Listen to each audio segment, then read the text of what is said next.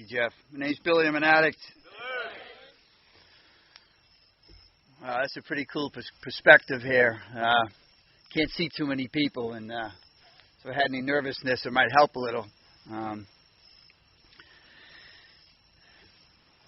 want to thank the Tri-County Area Unity Retreat for putting this together, and I'd like to thank them once again, all the people that helped put this together, you know. Yeah.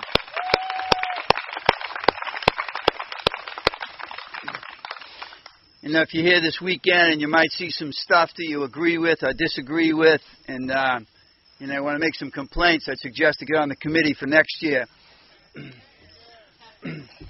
I tell that from experience because I used to, you know, oh, look what they did that, and did that, yeah, you know. And so someone said, why don't you get on the committee and, you know, voice your opinion. And so it didn't matter if it go anywhere, but at least I got to, you know, speak my piece. So. But it takes a lot of sacrifice, and, you know, it takes a lot of egos and personalities and control stuff and all that. And a lot of stuff goes behind the scenes that we don't know about. But, you know, I'm sure there was some stuff going on, but I didn't see it, you know. This has been a great weekend, you know. Yeah, like Jeff had said, I had met him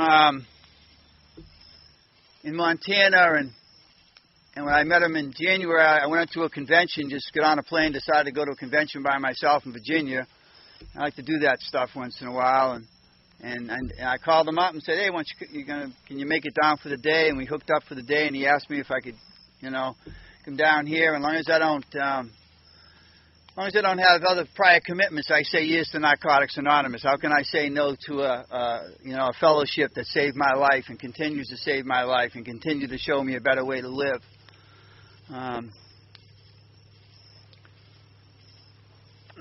So to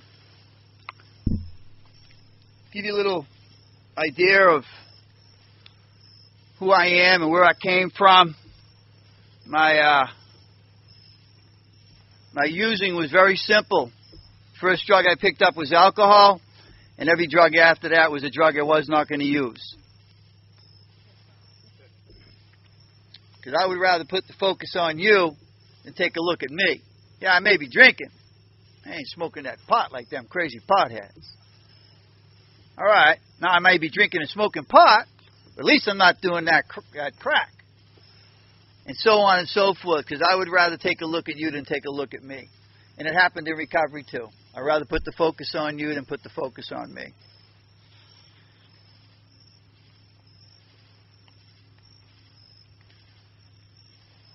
When I came to Narcotics Anonymous, I love this theme, A River of Hope.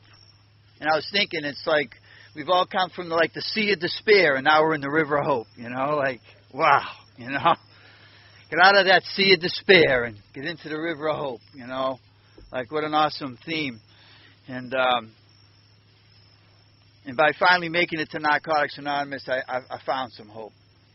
And I love our message, you know, that an addict, any addict, I truly believe they put that in for me because I was ready to, you know, yeah, not me though, you know, but it says any addict. So that means anybody can stop using drugs, lose the desire to use, and find a new way to live. So I stopped using the drugs. The desire, I've lost the desire. It comes back from time to time.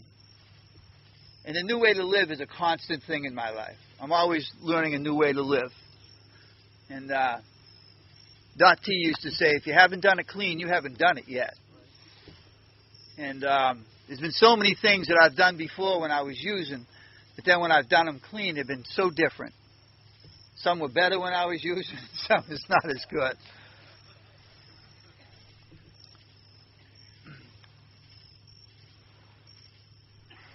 But finally coming to Narcotics Anonymous and seeing all these addicts in recovery, I didn't think I was going to stop. I came here and I was still using. Third tradition said I could be here still using. If you're here using tonight, welcome. Keep coming. But it planted the seed. And I came back because pain had motivated me to seek out Narcotics Anonymous. And I didn't know if I was going to stop. I didn't know if I wanted to stop. I just wanted to stop the pain, and it was the pain of hurting other people. I wanted to stop telling my daughter that I was going to see her on a Sunday afternoon at 1 o'clock and call her up and say, I'll see you at 2 o'clock. And then call my daughter up and say, I'll see you at 3 o'clock. And call my daughter up and say, I'll see you next week. Dad don't feel good. And that doesn't feel good didn't matter whether I already coughed and whether I was getting high or I was sick. Drugs were more important than that relationship. I wanted to stop stealing from my mother. Even when I said I wasn't going to do it again, I'd want to, how do you stop doing that? How do you stop stealing from the sister that you live with? How do you stop stealing from the nieces and nephews that you live with? How do you stop having suicidal thoughts almost on a daily basis? How do you do that? That's what I wanted to learn in Narcotics Anonymous. And he told me it was going to be some work. So to give you an idea of where I came from, in the second step somewhere, because I can't quote pages and all that shit. I barely remember what I had for lunch. But it says people tend to live a life in what they believe. For the longest time, I believed I was a drug user, going to be a drug user. I was a piece of garbage. I was going to be like that for the rest of my life. Why do anything different? You're no good. You're a screw up. You're always going to be like that. Just live that way. That's what I believe. That's the way I lived. The period of time that I was standing on this corner, like I said, I'm from Winthrop, Massachusetts, and this time I was standing on this corner because got to wait for the deal. Something might happen. Got to be there, you know. Got to be here. Got to be here. And someone came by and said, Billy, give me a ride into Boston. I'll take care of you. Those words got my attention when I was using. They may not, been always true, but they said they were going to take care of me. And I really wanted to believe you. So I said, okay, let's go. So I get in my car, because I'm from Boston. It was a car. Yes, I parked the car in Harvard Yard. So we start driving into Boston. And I'm driving my uninsured, illegal sticker vehicle. No front brakes. The nice cars. And we're driving into Boston, and it starts raining out. My windshield wipers don't work. So I grind down the window, and I just stick my head out the window. And I'm doing like 75 miles an hour down the expressway, because we got to get there. I'm on a mission. We don't slow down, because rain's just an inconvenience right now. So we finally get there, and just as I was coming into the place, in Boston used to have these trolleys there, and they had dug up the street. So as I'm driving, there was a car coming the other way, and it went through a puddle, and it hit me right in the face. And I had all this sand. It was in my mouth, and I just wiped my face off, kept spitting the sand out, and just kept driving. So I'm on a mission. I got to get there. We get the drugs, and we're on the way back, and I told him, I says, Joe, I got to do something, man. This is insane. I'm getting soaked here, and it's rain. It's torrential rains. I can't see nothing. And I think addicts are the most creative people in the world. Because we can do stuff, we just make stuff out of anything. When we need to use, we need to get somewhere, we're creative. So I pull over to the store, and I come back out, and I had 2 pieces of string, and I tied one to one windshield wiper and one to the other windshield wiper. And I pulled, and I'd say, pull, Joe, and he'd pull, and little by little,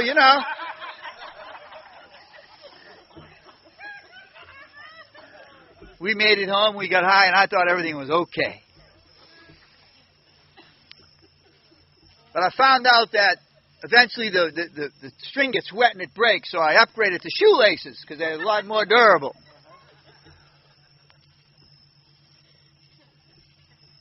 Anytime I got money in my hands, one thought never came into my head. Maybe I should buy a windshield wiper motor with this money.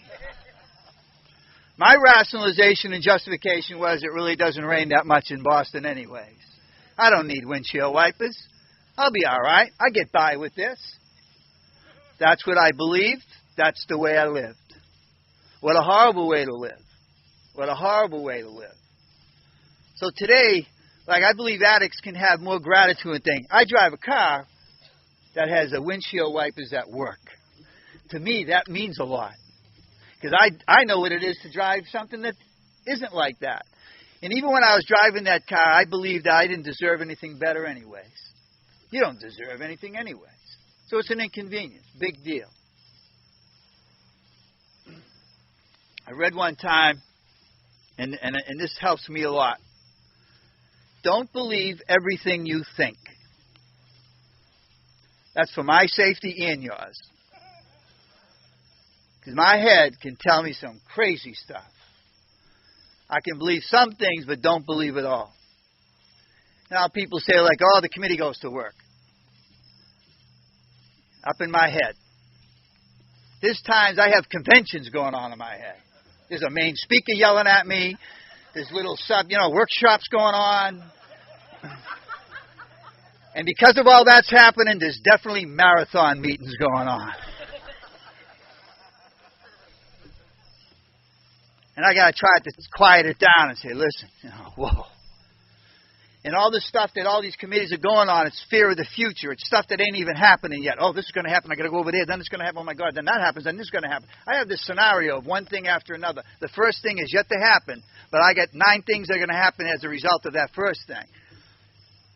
And that's fear. That is total fear. So I come to recovery because recovery tells me the truth. Because when all that stuff's happening, that's the disease lying to me. To the point where it'll even lie to me, tell me, you don't need to go to that meeting tonight. Oh, you've been going for it. All right, just one's good. You're all right. Oh, you don't have to do that commitment. You don't need to show up. That newcomer, someone else will talk to them. Don't worry about it. Some crazy stuff go in the head. But I need to be around recovery to know that those are lies. And the disease is trying to isolate me. I had some interesting days in recovery and continue to.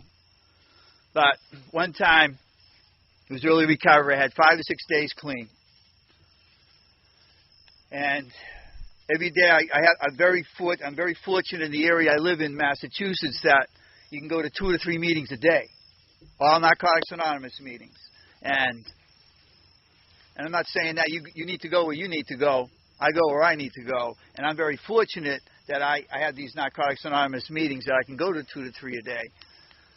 And these guys would say to me, come on, we're going out to eat, or we're going somewhere. And I always had the buts. Yeah, but I gotta go somewhere, I gotta catch a bus. I had no life. And all of a sudden I got all these things I gotta do.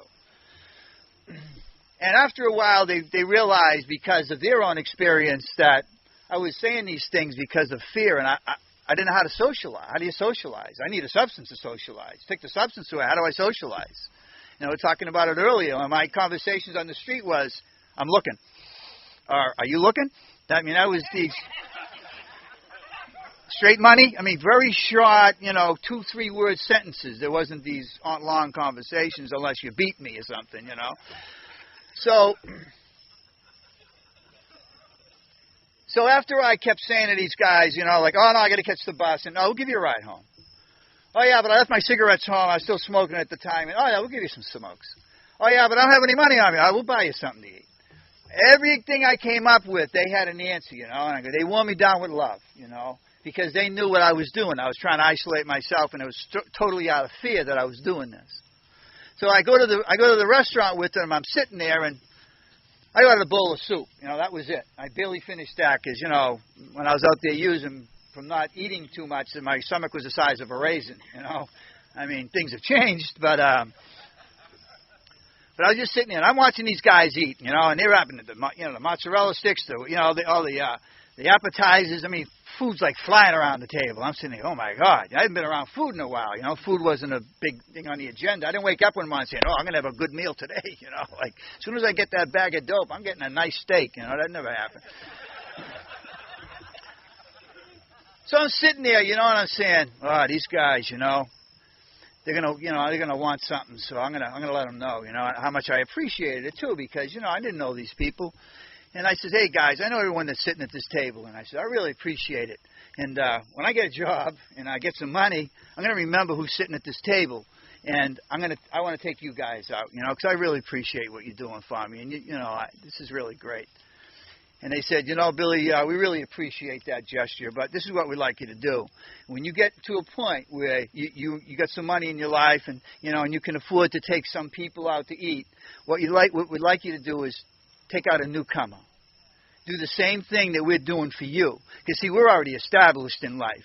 And what happens is we keep doing this for newcomers. And see, if we do it for a newcomer and you get established, then you do it for a newcomer and that newcomer gets established and they do it for a newcomer and you continuously keep doing that. And that's what we do. We just keep, taking care of each other. So I'm sitting there like a bobblehead dog going, oh, yeah, yeah. In my mind I'm saying, what the hell are they talking about? Because 5-6 days earlier from that, I just came from a world where everybody took score. No, it didn't even take the right score. No, I paid you. No, you didn't. I didn't. So I couldn't get this concept. I couldn't get this concept that they were telling me, because I don't know. This never happened to me. That I went out on the street and someone said, Billy, here's 3 bags of dope. And when you get the dope or the money, just give it to somebody else. Oh, all right. And in turn, they'll pass it on to somebody else. And that's how it works out here. We're just this loving community. But in time, I understood what they talked about. I knew what they were talking about after a while. So I kind of just, went with the flow, And a few days later, I was still living with my sister. She, asked me to leave, but she started to see a change. And sitting at the kitchen table with my sister, and I had 7-8 days clean. And she gets up to go to the bathroom, and she took her pocketbook. And Mr. Recovery at 8 days clean got insulted.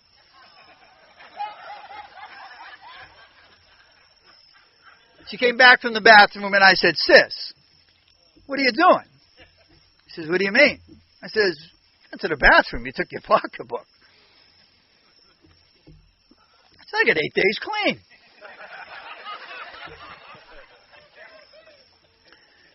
She says, well, in 8 days, I've seen a change in you. You're really doing really good. And just keep doing what you're doing because I see a change in you already. But as far as trusting you, I'll let you know when I can trust you. Whoa. So what that told me was trust is something I need to earn from somebody. It ain't something I can tell somebody. Because I look back and trust was a word that had no meaning, no worth while I was using. On the street, trust is a word that's thrown around. This is good, right? Oh, yeah, trust me. You're getting paid Friday. I'm going to meet you in the same... Oh, yeah, trust me, I'll be here. You're coming back in an hour, right? Oh, yeah, trust me, I'll be back in an hour.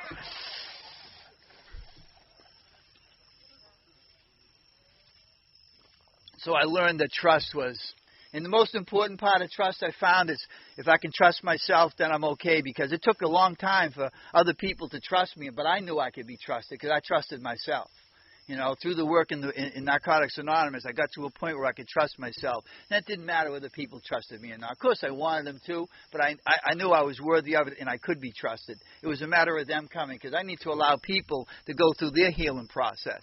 Because if I hurt somebody, I don't know when you're going to be okay. All I can do is make amends and not do that again, but I need to allow you to go where you need to go. And that was hard, too. I wanted people to feel okay right away, So, there came a time in my active addiction where the United States Army made a grave mistake, and they asked me for my services. So I got drafted in 1969, and I ended up in Vietnam. And when I was in Vietnam, I got caught on a drug test. I studied very hard for that test, and I got passed with flying colors. So I was in this detox in Vietnam, and first night we're there, we all weren't sitting there saying, I think I'm going to stay clean and work on some spirituality and some anger issues while I'm in here, you know. Right away, people saying, how the hell are we going to get high in here? We're in a locked ward. They took everything. You stripped down naked and you went into a room, put some pajamas on, and went through their process. So the first night, this guy says, you know, somebody told me that if you took a Pall Mall cigarette and you crushed up some aspirins and you took some of the tobacco out and you sucked it up inside, and then you take some toothpaste and you smear it out on the outside, let it sit in the sun, dry up, you can get high. So we laughed at this guy. He said, this guy's nuts. And then we proceeded to get a Pall Mall cigarette, some aspirins, and some toothpaste. Because as nutty as it sounded, we had nothing, and he mentioned something that might work. So I tried it. I got like a sore throat and dizzy, you know, and I said, nah, you can have mine, you know, that's what I was looking for. So I mentioned to these guys, I said, you know, when I was stationed in Germany, I said, this guy told me you can get high smoking ping pong balls.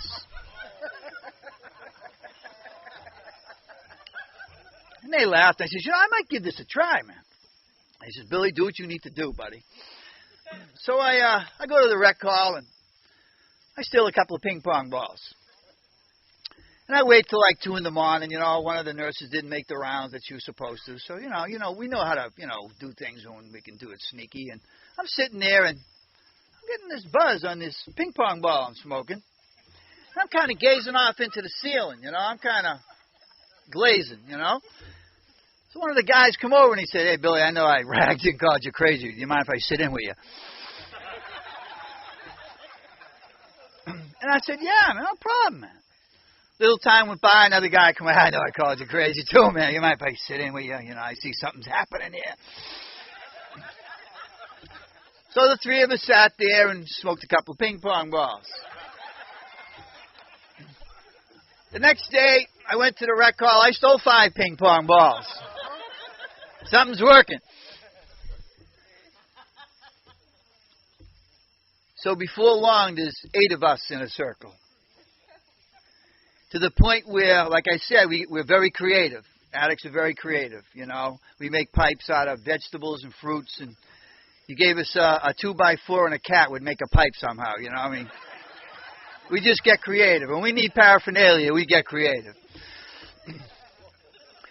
So we make this makeshift pipe, you know, and we're passing it around, and now people argue, hey, you both got it, you took another hit, you got back in line, go, oh, guys, you're going to blow this thing, we got something going here, take it easy. So the next day I get up bright and early, and I steal the whole box of ping pong balls. And I did that because if I didn't, somebody else would. Something's working, and people know it's working. On the way back to the detox ward, I took 2 out of the box and I stashed them in the sand. Because when it's all said and done, I ain't sharing everything with you. We got to have a little fability at the end, you know. So that night we're all sitting, same people sitting in a circle, and took the last one out of the box and did it. And I says, hey guys, that's it, it's no more. Last one. And about 3 or 4 of them looked over at me and says, you're lying. You had to stash something somewhere. I said, I'm telling you, there ain't no more. I gave you everything I got.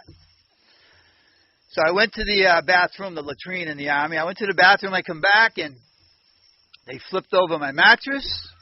They took the drawers out of the little dresser, kind of ransacked the room. I come back. They're threatening me.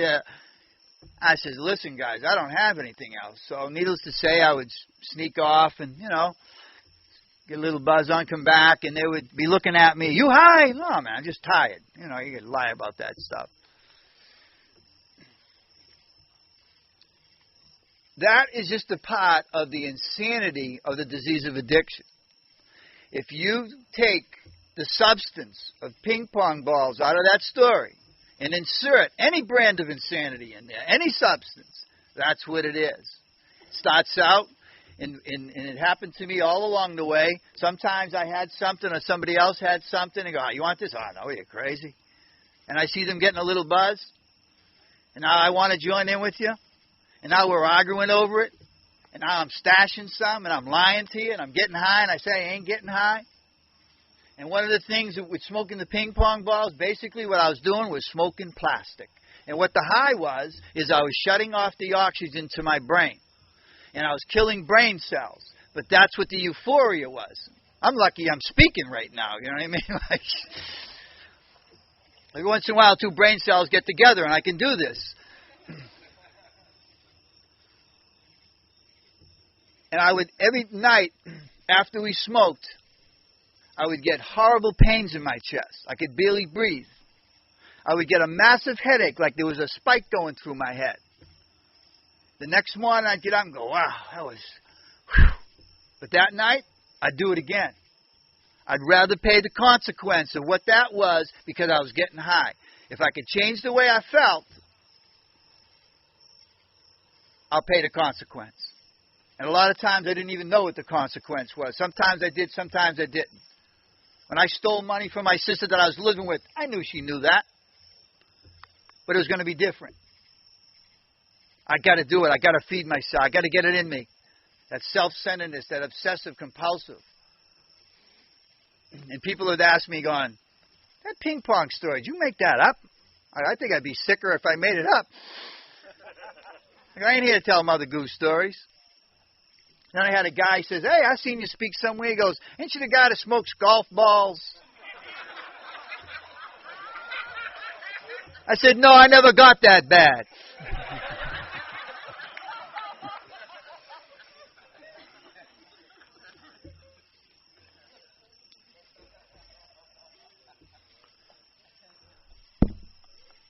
I love our literature. I don't like to read, but I love our literature. I get the ADD thing. I read something, and I'm reading it, and I'm thinking about doing the laundry, and I'm reading it, and I'm thinking about driving down the highway. It's tough to focus sometimes. But I love our literature because it's written by addicts for addicts.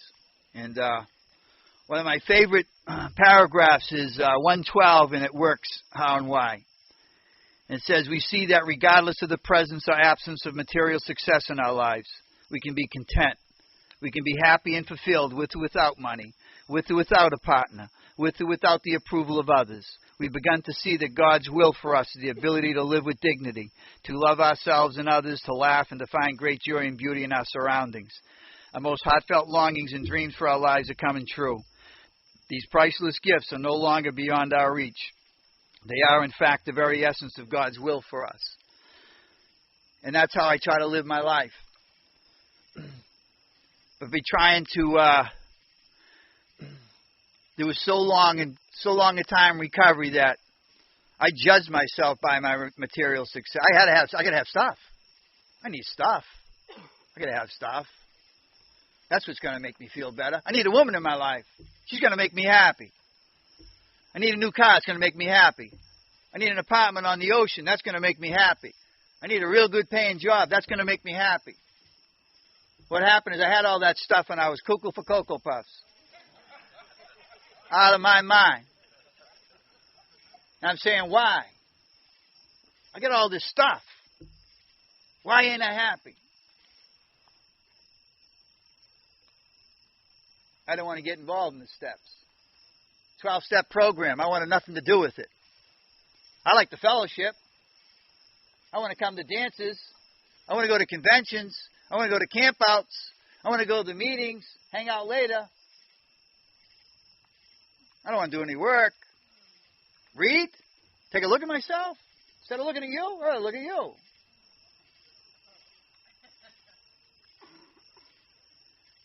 So to read this paragraph, to be okay with or without.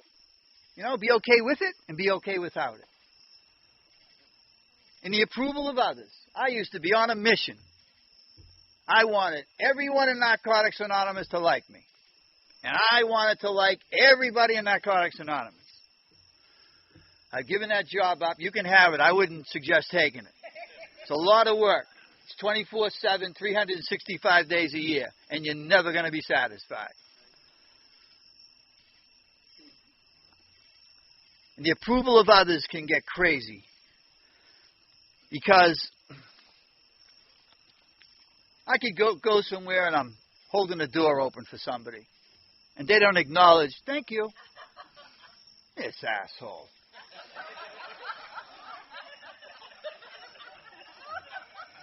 Sometimes I'll give them the greeting back. You're welcome.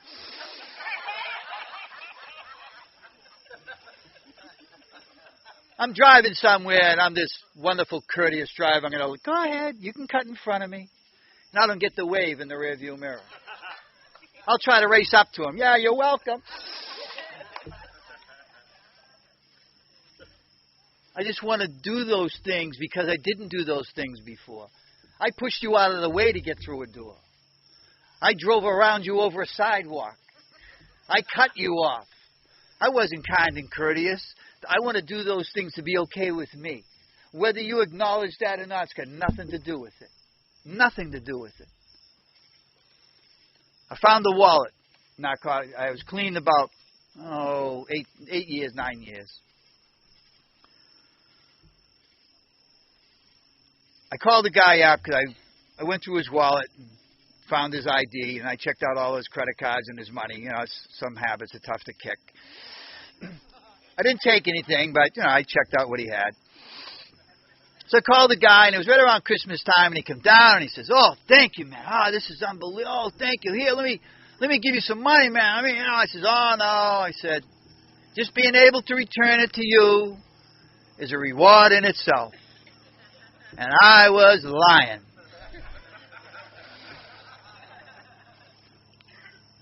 I went back to work, and I saw the receptionist, and I said, Cecilia, I just found the wallet. Called the guy up. I gave it back to him. Didn't take anything. Just gave it back to him. I'm an honest guy. I proceeded to tell every coworker, yeah, I just found the wallet. Guy come down. I didn't even take any reward. Honest guy. I started telling people I didn't even know. Yeah, I'll have a ham and cheese sandwich, and oh, by the way, I found the wallet today, and I returned it because I'm an honest guy. Because somebody told me one time that one of the greatest acts of humility is do something nice for somebody and don't tell anybody. Woo, that's tough when you're looking for the approval of others. How the hell am I going to turn this wallet and not tell anybody? I got to let them know how wonderful I am. So that's something I work on all the time. And in that paragraph, it talks about, enjoying our surroundings and the beauty, Myself and my partner Maria come down from Massachusetts, and, we're driving down, and we get on the river, and we're looking, and we're out on the pier tonight watching the sunset, and wow. Says, and we're walking back, and I was going back to the car for a minute, and I was saying, thank you, God. Look where you brought me now. Look where I am now, Here's this junkie shooting, no good person that couldn't stop, that robbed everybody, that hated themselves, that hated the world. And look where I am now. Look at this. This is unbelievable. I get goosebumps thinking about that. I get to enjoy things like this. I don't know about you, but I never went and copped and said, yeah, give me an 8-ball and a couple of bags of dope. And by the way, did you catch that sunset tonight? Huh? Joey, did you see the reds and the vibrant orange in there? Huh? How about the turning of the leaves today? Did you happen to go up into New Hampshire and watch the turning of the leaves? Was that beautiful? I didn't do that stuff. Decades went by. I didn't even know what was... There was world events happening. That happened? When the hell that happened? That world is so small when I was using. So small. I had a radius about, maybe 2 miles. We ain't going, don't go too far. But now, recovery has just opened up the world. I can go anywhere. It just allows me to do that. It allows me to enjoy that. And it allows me to meet people, Like, when I meet people here, this is my extended NA family. I love to travel. I love to meet people. And Narcotics Anonymous has given me that gift. And I realized that, I was talking about the steps, and I didn't want to do the work. I just didn't. I say that I fought the steps and the steps won. Thank God they won, because a good possibility I could have used over that stuff, And I just didn't want to give it up. I'm saying, I'm okay. That was a lie, because denial's so powerful, We're talking today, and I said, I heard that denial was explained one time. You take the letters D-E-N-I-A-L, and don't even notice I am lying. Because I'm just lying. It's denial. Oh, no, it's this. Oh, no, it's just denial. And I finally came to a point where I was reaching out in meetings saying, I'm having a hard time. And like I say, I had all that stuff, I had the nice apartment and the relationship, all that stuff, and miserable. And, and all of a sudden it was like, I don't know if you hear the readings, and all of a sudden some line, you hear the readings over and over again. I need to hear them over and over again. All of a sudden one day, because I guess I was ready to hear it, but when they started reading, how it works, it was like the whole fellowship was talking to me going, Billy, the clue phone is ringing. Pick it up and say hello. You don't have a clue, brother. Just pick it up and say hello. And when that happened, I heard, how it works. Billy, do you want what we have to offer? I'm in pain now. I'm in unbelievable pain. I'm going, shit, there's something being offered here. Are you ready to take certain steps, and willing to make the effort? Oh, man, I'm going, wow, am I willing? Yeah, I'm kind of, either willing or you're not willing. Either you're pregnant, you're not pregnant. You're not kind of willing, you are or you're not. And the line that really hit me is, these are the principles that made our recovery possible. I went, wow, there it is. How long have they been saying that? And then the traditions come. And it took me forever to learn how to say autonomous. Anonymity. What the? Ana. But they started reading the same day. They started reading the traditions. And I heard the line, just as freedom for the individual comes from the 12 steps. I'm going, what? That's where the freedom comes from? Oh, that's it. I want some freedom. I want some freedom from me, from life, from this prison in my head. I was talking today with Jeffrey and Jackie, and it was awesome talking to them. And Jackie had spoke on, freedom isn't free, and I totally believe that. Any freedom of anything, it isn't free. It just doesn't happen. And if I want freedom from active addiction, I want freedom for myself, I need to do some stuff, Intentions are great, but without following up action, it's intention. It's kind of thoughts. I've had plenty of intentions sitting on the bar, someday I'm going to do this. And, intentions are wonderful, but without actions, they're just thoughts. And so to have that freedom, and so this guy come up to me and he says, Billy, I know you're struggling with the steps. He says, but I'm going to let you know there's only one major step. I go, this is the guy I've been looking for. Because I like to do the least and get the most. I'm the shortcut kind of guy. Like, I want to do very little and get a whole bunch of shit. So I says, what is it, Richie? He says, you want to go from self-centered to God-centered. I says, yeah, this is the guy I've been looking for. I go, how do you do that, Richie? He says, through the 12 steps of Narcotics Anonymous. I don't want to hear that. The first year in recovery, I wore a hat. And I mean the first year in recovery, I wore a hat.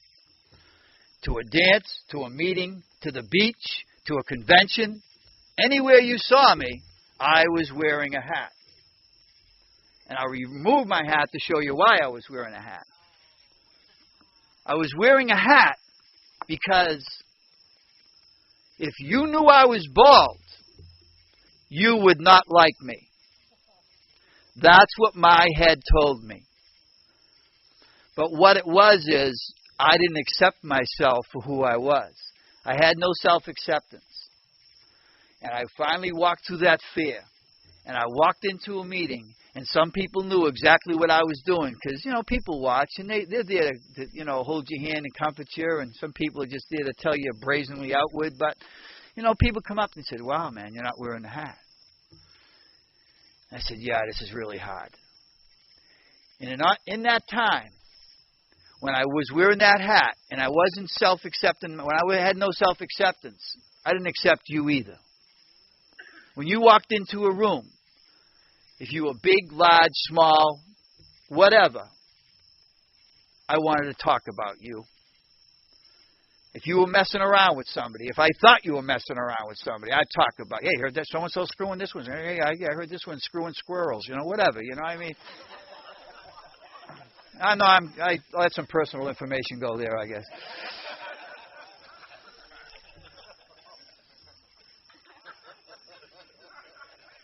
But that's what happens is, I don't have that self-acceptance, so I'm gonna headhunt you. And I'm gonna rip you up because I'd rather put the focus on you than look at me. And that was another reason I need to do some work here, like, wow, I'm clean, but I'm just not feeling good, And with that paragraph, from what I read, looking at that, it's all fear-based stuff. I'm not going to be okay unless I have a partner with me, I'm not going to be okay unless I have some, the big TV. I need a nice car. I'm not going to be okay. And then I heard that, I heard it all the time, that happiness is an inside job. And all those other things, I like nice stuff, but all that other stuff just enhances my happiness. It doesn't make me happy. It just, I have to have the happiness to begin with. And that was like, what an awakening.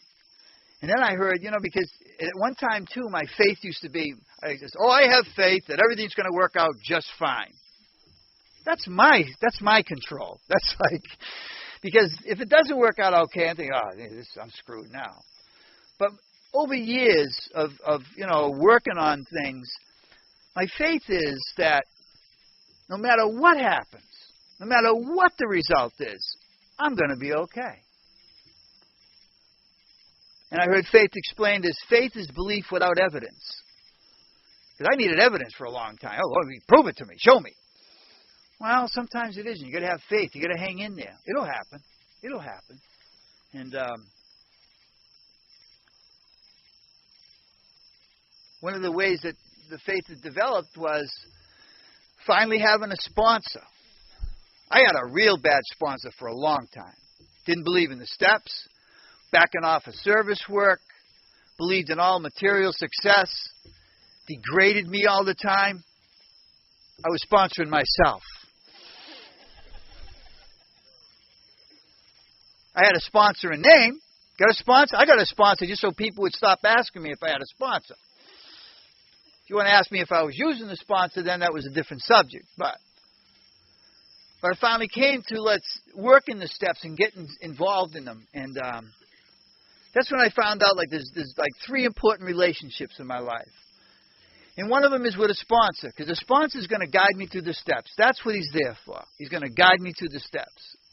And in that, while he's guiding me through the steps, I'm developing a better relationship with him. While I'm going through the steps, I'm developing a better relationship with God. And as I'm developing a better relationship with God, I'm developing a better relationship with myself. Now I can have relationships with other people. But when I don't have a clue, I don't have a clue. I had no idea what relationships were about. I was a chameleon in relationships. All a woman had to say, I heard a hint that she had some interest in me. Okay, yeah, let's go. You could come up to me and just hold me by my hand and say hello. Oh, yeah, she wants me. This is going to work. She's holding my arm. I'm already thinking all right, we're going to get a divorce in 2 years. She'll get the house. We haven't dated yet, but, I'm divorced already in 2 years. And, because my head goes places. And I was, like I say, I was always a chameleon. I'd be with the women. I'd find out what kind of music they liked. I'd go buy the CDs. When I picked her up, I'd CD. Oh, you like this? Oh, I love this music. Fucking beautiful. Couldn't stand the music. But I had to be the chameleon. We know how to be chameleons. We know how to change. Who do you want me to be? I need to get what I need to get. Who do you want me to be? But now I just want to be who I am. Because what happened is I've been in relationships and I started to be who I was. They started to be who they were. And it wasn't working. And in early recovery, when I went out on a date with women and we started a relationship, it was just, hi, I'm Billy. Hey, you want to go do this? Yeah, all right, we start, What I should have been saying when we first met, I am Billy, and I haven't worked the steps. I don't have a clue who I am. I got character defects up the yin-yang. I have fear, doubts, and insecurities. I'm going to tell you I trust you. I don't trust you. I'm going to tell you I'm not going to change you. I'm going to try to change you. I'm going to tell you that I'm going to change whatever you need me to change. I ain't changing shit. And I'd like to share this with you. I don't think I would have went far on a date if I decided to share all that with somebody. So what I did is I became whoever you wanted me to become. And as a result, they never worked. Surprise, surprise. So I found that I need to be who I am and allow that person to be who they are. And I found out the best way for me in any relationship is I'm going to work on me, they're going to work on them, and together we can work on the relationship. And it works really well from that point. In some of those relationships, they were over, and I was still in them. They're over. Gone. I'm still hanging in there. Oh, yeah, this is great. Don't want to be alone. Yeah, we have sex every 18 weeks. This is good.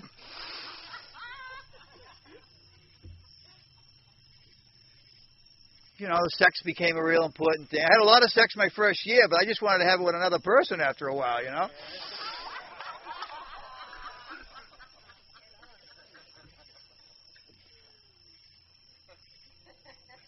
So then I was at a workshop, and it really made sense to me, and it was called Let Go or Be Dragged. I want to let go. I'd rather be dragged, Whoa! Don't wait! When you're being dragged, it's not comfortable. I don't give a shit what it is. When you're being dragged through something, it's not a happy time. But God forbid I should be alone. I put up all the minuses just to put up with the plus. I'm not alone. Oh, I'll never find anybody. I got to stay with this person. And they might have been doing the same thing. I don't know,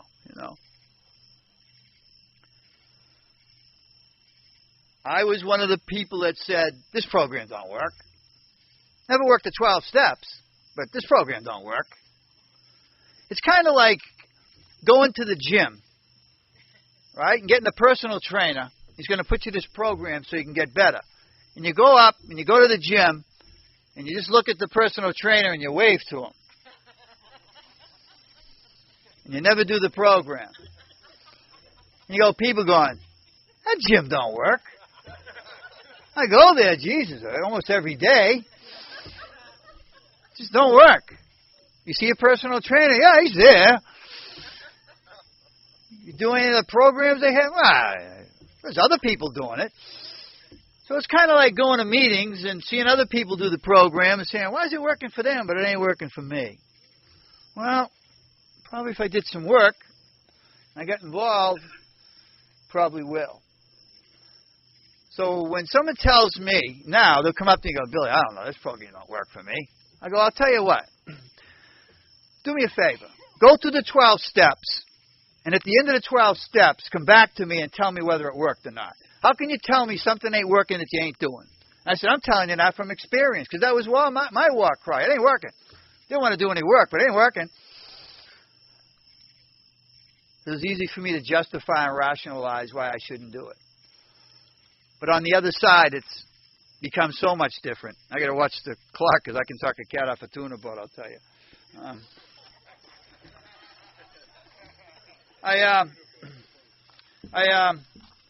Sometimes I have too much. Sometimes I have too much time on my hands, and I'm watching this commercial, and you've probably seen them. They'll tell you about this medication for a certain symptom. Then they'll tell you the side effects. Holy Jesus! Oh, we need to tell you that it may cause, you might bleed out of the ass and your, ball might fall off and, you get severe headaches and possibly die. But, but take this because it's going to help you. So I was sitting down one time saying, it'd be interesting that when I was out on the street and I was going to get some drugs, that the drug dealer said, hey, Bill, I just want to let you know, there could be some side effects to this substance. So here are some of the side effects I wrote down, because this drug dealer standing in front of me goes, well, I got to let you know that it may cause drowsiness to the point of passing out and waking up in an unfamiliar place with unfamiliar people. It may cause a lack of sleep for days and days and days and days and days. It may cause you to do things that you don't want to do, go places you don't want to go, and be with people you don't want to be with. It may cause severe low self-esteem and extreme self-centeredness. It may cause you to steal from friends and family again and again and again and again and again. It may cause isolation and a distorted view of life. It may cause daily thoughts of suicide.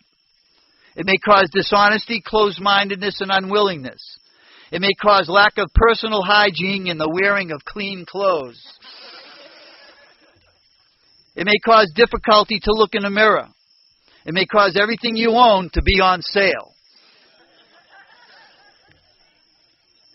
It may cause daily episodes of paranoia.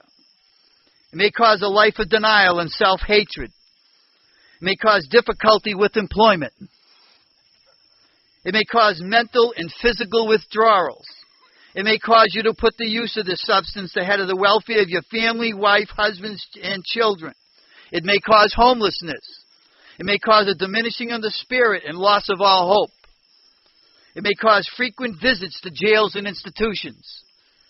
And it may cause death, both spiritually and physically. And depending where I was at, I might say, no, that won't happen to me. Give me it anyways. And I'm sure there's so many others, but, that's some of the stuff that happens, and... So I wrote that a while ago, and this week I was sitting there going, maybe I should, look at the lighter side now. That what are the side effects of recovery? So the side effects of recovery that I thought of, and there's a lot more, but it may cause you to stop using drugs, lose the desire to use, and find a new way to live. It may cause hope.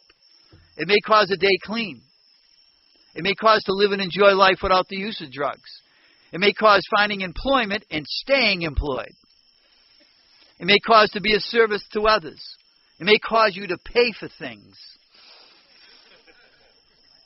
It may cause you to be reunited with friends and family. It may cause you finding a higher power. It may cause the ability to sleep.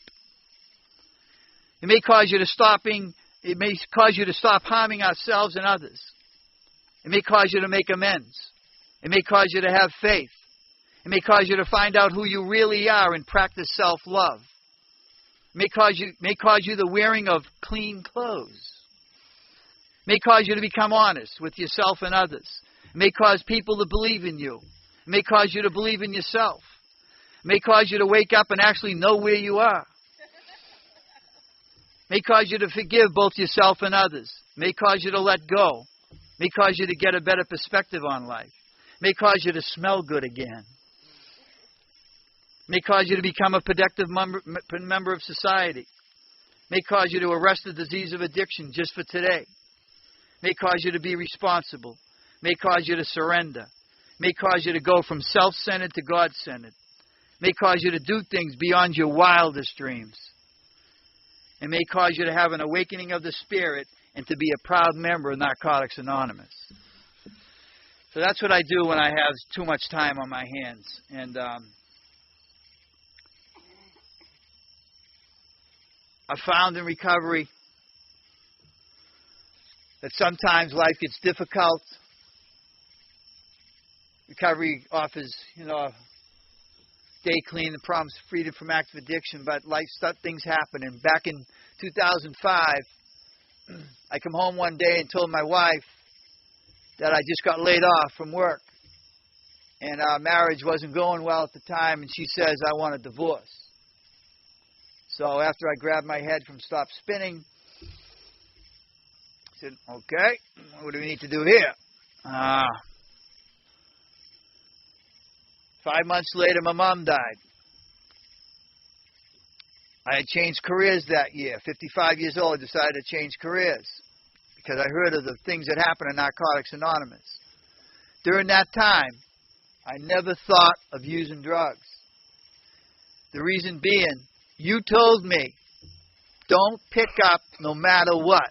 And if you ever want to punctuate something, that's where the period belongs. There's no comma after that. It doesn't say except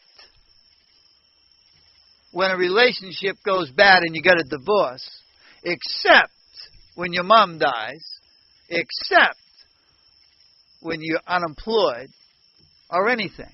Just don't pick up no matter what. So during that time, people would ask me, how you doing? I said, I'm doing okay. I'm just not feeling okay. They go, what? I go, I'm doing okay. I'm just not feeling okay. They go, what do you mean by that? I'm a member of Narcotics Anonymous. I got people in my life that love and care about me. I got a roof over my head. I'm pretty much healthy. I'm clean today. I'm doing okay. I'm just not feeling okay. And sometimes they match up, that I'm feeling okay and doing okay. Sometimes they don't. Early in recovery, somebody told me, because, when I got clean, all of a sudden, oh my God, I got to do this, and I got to do that, and I got to do that. I'm overwhelming myself. Somebody said, listen, if you have to climb a mountain, don't look at the mountain, look at the path in front of you and take one step at a time. If you keep taking one step at a time, you're going to get up that path. Before you know it, you're going to be on top of the mountain. If you keep looking at the mountain, you're going to tell yourself, I can't do that, and get overwhelmed. So it happened in early recovery, so why can't it happen years down the road? So I still use that. I still use that.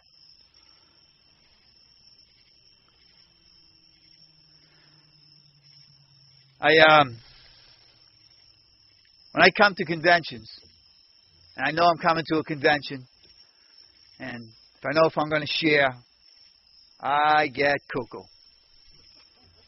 I get nuts. I didn't sleep for the 2 days before coming here. I'm like a little kid going to the circus. Oh, I'm going to Maryland. But what happens is anxiety, and I get all nuts, and Maria come down with me, and I was, any little thing she did, what are you doing that for? I am nuts. And what it is, it's fear. It's trying to control something, because I'm so cuckoo, and I'm trying to control everything around me. And I found out when I get in that place, things get worse. If I think they're not going the way they should be, it's because I'm not supposed to be doing it anyways. And things get more out of control. It just gets worse.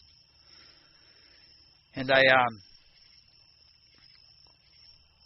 in recovery, one other thing I thought about, since I'm from Massachusetts, and how we love to do service work in Narcotics Anonymous, and how we can't keep what we have unless we give it away. We have a statesman that was president one time from Massachusetts. And he made a statement one time that kind of was a famous statement. But I'd like to bring it into NA. And what I'd like to say about NA is, ask not what NA can do for you. Ask what you can do for NA.